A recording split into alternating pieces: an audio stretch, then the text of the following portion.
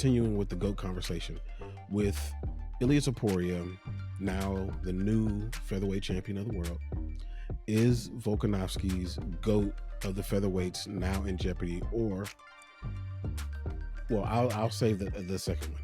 I'll leave it at that one. Is his GOAT of the featherweights now in jeopardy? And I'll go on this one.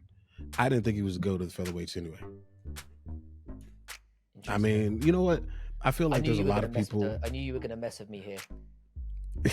I don't think so. Now, he has a great case, and I can understand the argument when people, say, hey, look, he beat Max multiple times. He beat Jose Aldo. Like, what else can he do? Well, Jose Aldo defended that belt 9 times. 9.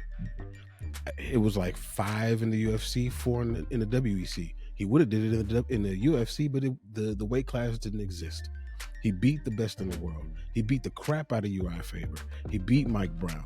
I mean, if it wasn't for Conor McGregor getting him all riled up, who knows what would have happened in that fight?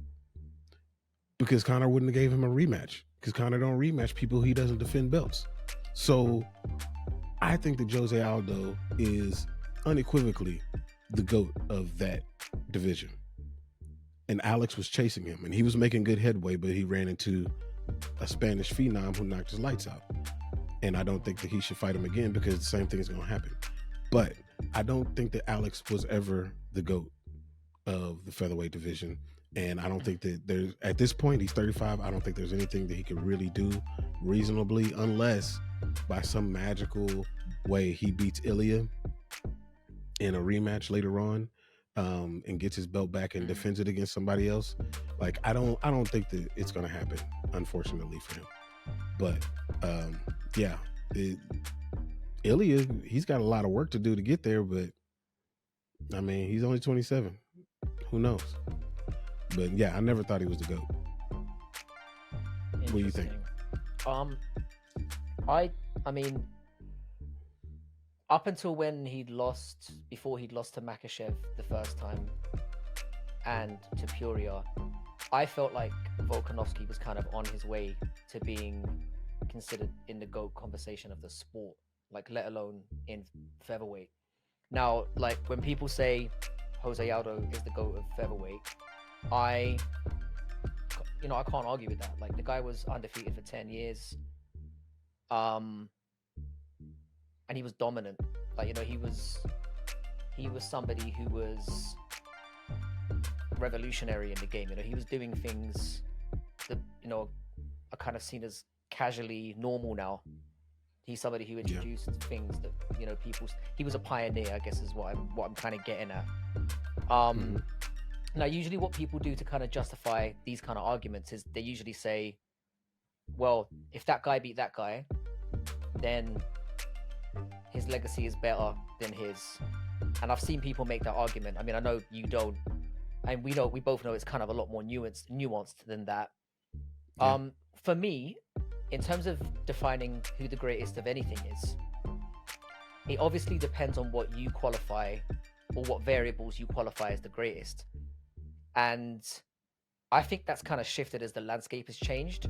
So, is it like how many fights you win and lose? Like, is it the manner that you win fights in? Is it how active you are? Is it the level of competition that you face? Do you need to do it in another weight class now? Which seems to be the new yardstick for judging how great somebody is. Can they do it in more than one division?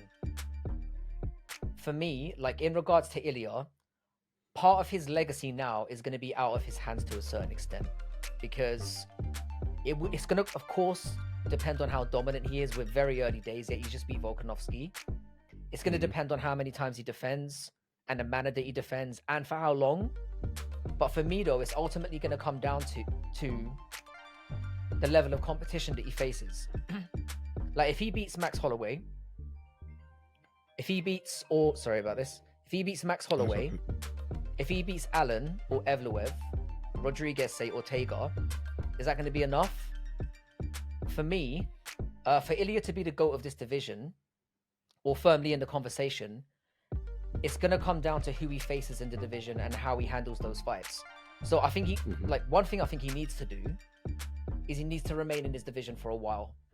Which again, he's already talking about O'Malley and he's talking about Makhachev, talking about Khabib, for God's sake.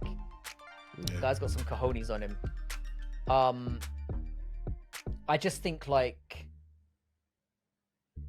something tells me that how he's, you know, the way that he's talking, he has loftier goals to be seen in the conversation as the best generally, not just in his division. He's given off that vibe. He's already saying, I want to fight in boxing. I want to fight in different divisions. And that's the new benchmark now. It's not about who's the greatest featherweight of all time, who's the greatest. They're thinking big now. They're thinking, how can I be seen as bigger than that? And it's guys like McGregor who started the whole double champ thing. Amanda Nunes, obviously, people like that. The whole it's just changing now. I think, and so what I've alluded to with the landscape changing, I think that's the issue now. I don't think he's going to go after that, and I think as a result he's going to kind of come unstuck, going for other things. Is kind of what I'm getting at. We're way too early to be talking about him being the GOAT of anything, but as you said, he's 27. He's got a great chance of doing amazing things, and he's already beaten Volkanovski. Is already incredible. So yeah.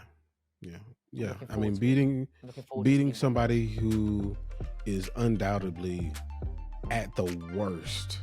Volkanovski is the third best featherweight of all time, and I believe he's the second best featherweight of all time. Even with the affinity that I have for Max Holloway, I still think Alex Volkanovski is the second best featherweight of all time. I feel like it's almost easy to say that. And Ilya beat him convincingly. I know he's 35. Yeah. But and he was coming off of a knockout, and that's gonna be in the clippings when people bring it up later on. You know, the people who are, you know, in the camp of Volkanovski, they're gonna point those things out. But he knocked him out smooth. So Ilya has already checked that box, beat somebody that's in the GOAT conversation. Cool. Now I need to defend the belt. And it really would have been better for him if Yair would have won, because it would have been a bigger fight. But so I mean, I think that him fighting Mavzar Evloev is not going to be. It's kind of a lackluster fight in a sense, just because Mavzar is just not somebody that people are tuning in to see. But he's got to beat his challengers, so he's got to beat those people. But he's got a long way to go. Like you said, I wish that he was focused on doing work in the division and not looking outside. But you know, fighters, they know they have a mortality when it comes to fighting, so they're like, let's get this bag, let's take advantage, and I can respect that. But he's got a lot of work to do. He's got to beat a lot of people. He does.